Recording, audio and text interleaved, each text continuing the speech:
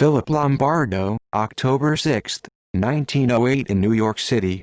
April 29, 1987, also known as Benny Squint and Cockeyed Phil, was the boss of the Genovese crime family from the late 1960s until the beginning of the 1980s.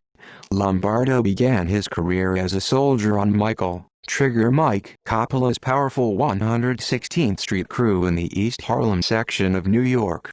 During the 1940s, Lombardo served a brief prison stretch for narcotics trafficking, his only imprisonment.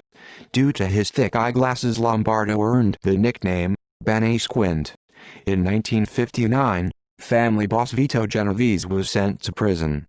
However, Genovese used a series of acting bosses to maintain control of the family from prison.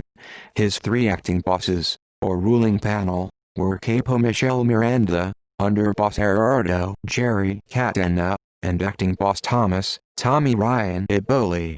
The trio panel was known to authorities, but in 1962 former mobster-turned-government witness Joseph Valachi stated before a U.S. Senate subcommittee that Lombardo was also a part of this same panel. In that same year, Anthony Strollo disappeared and was presumed murdered. Strollo's role as a front or acting boss was given to Thomas Eboli. Eboli himself was later gunned down in 1972. It had been theorized that Commission Chairman Carlo Gambino had orchestrated Eboli's murder in order to install his own candidate for Genovese boss in the form of Alphonse Frank Funzi Dieri, who would replace Eboli as front boss shortly after Eboli's murder. However, according to FBI informant Vincent Caffaro, Lombardo had been boss since 1969 and had been using Eboli and Dieri as decoys to insulate himself from the FBI. In 1981, Dieri died and Lombardo stepped down as boss due to poor health, naming Vincent Gigante as his successor, while at the same time making Anthony "Fat Tony" Salerno the new front boss in order to disguise Gigante's transition into the new boss.